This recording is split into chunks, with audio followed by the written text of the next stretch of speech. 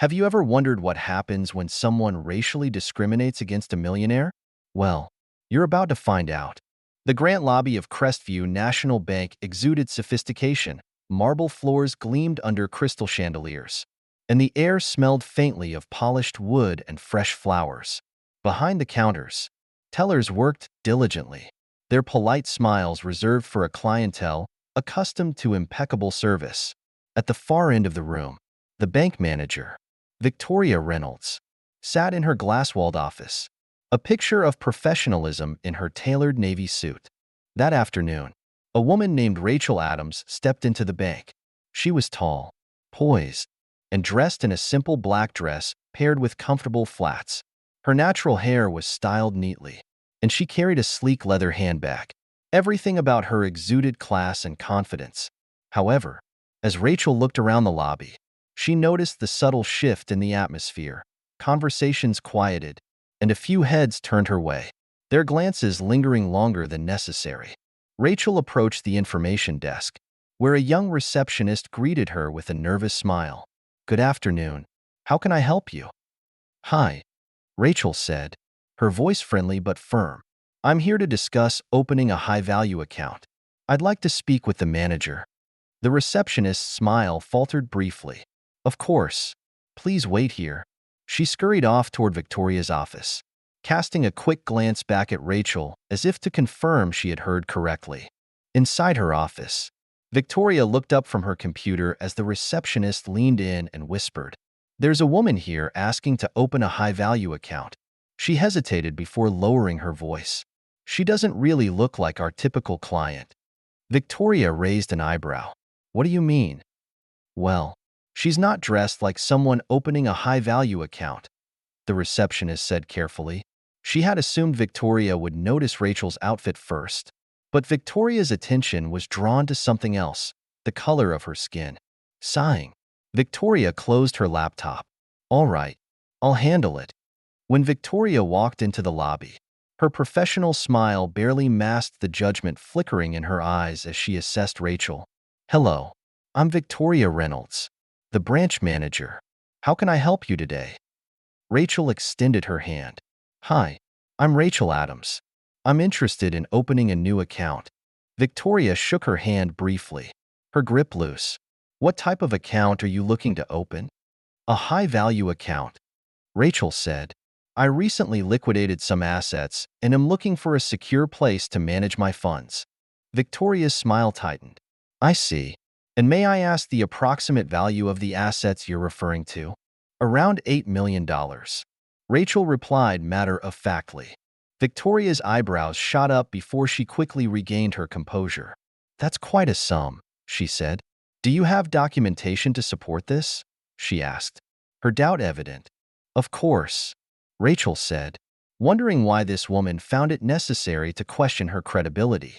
She reached into her bag and pulled out a folder containing bank statements, proof of sale for her previous investments, and other relevant documents. Victoria glanced at the papers but didn't take them. Instead, she crossed her arms. "Ms. Adams, I'll be honest, accounts of this size are usually handled through our private banking division. I'm not sure this branch can accommodate your needs." Rachel frowned. "I was under the impression that this branch offers comprehensive services for all account holders, regardless of account size." "We do," Victoria said, her tone growing sharper. "But we're selective about the clients we take on. Maintaining such accounts requires a certain level of mutual understanding and trust." Rachel's eyes narrowed slightly. "Are you saying you don't trust me?" Victoria hesitated, clearly flustered. "That's not what I'm saying. I just think you might find a better fit at another institution, perhaps one more familiar with your circumstances." Rachel's jaw tightened. "And what circumstances would those be?" Before we get back to the story, we'd like to ask you to show your support by subscribing and liking this video. Now, let's get back to it. Victoria glanced around before lowering her voice. "Ms. Adams, I'm trying to save us both some time. Clients opening accounts of this magnitude typically arrive with prior introductions or recommendations. It's standard procedure." Rachel took a deep breath. "So, let me get this straight. despite having the necessary documentation and funds. You're refusing to open an account for me because I didn't come with a referral? Or is it because of how I look? Victoria's face flushed. She knew Rachel had caught on to her prejudice, which was now starting to uncontrollably seep through. I didn't say that. Victoria stammered. You didn't have to. Rachel said, her voice calm but firm. I'd like to speak with someone higher up. Victoria's lips pressed into a thin line. I am the highest-ranking manager at this branch. There's no one else for you to speak with. Rachel nodded slowly, her expression unreadable. All right then, I'll escalate this myself. The next morning, Rachel sat in the corporate offices of Crestview National Bank, meeting with the regional director, Thomas Grant.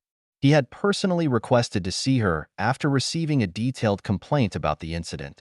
Ms. Adams, Thomas said, leaning forward, I'd like to sincerely apologize for your experience. What happened yesterday is not reflective of our values as an institution. Rachel nodded politely. Thank you, Mr. Grant. But apologies alone won't address the deeper issue here. What happened wasn't just a misunderstanding, it was systemic bias. Thomas sighed, running a hand through his hair. You're absolutely right, and I assure you, we take this matter very seriously. May I ask how you'd like to proceed? Rachel placed the same folder of documents on the table. I'd still like to open an account with Crestview National, but I need to know that your team is committed to creating a better environment for all clients, not just those who fit a certain profile. Thomas nodded firmly. You have my word, Ms. Adams. We'll begin by addressing the behavior at the branch level and implementing mandatory training programs for all employees. Later that week, Victoria was called into a meeting with Thomas and a representative from Human Resources. As she listened to the complaints about her conduct, her confidence crumbled. She hadn't expected her actions to lead to such serious consequences. Victoria, Thomas said sternly, Crestview National Bank has built its reputation on trust, respect, and inclusivity.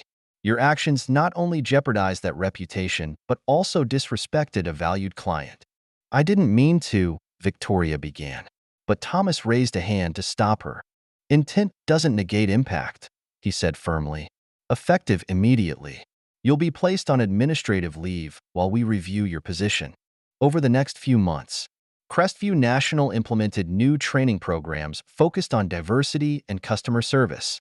Rachel became a trusted advisor for the bank, consulting on policies to ensure all clients were treated with dignity.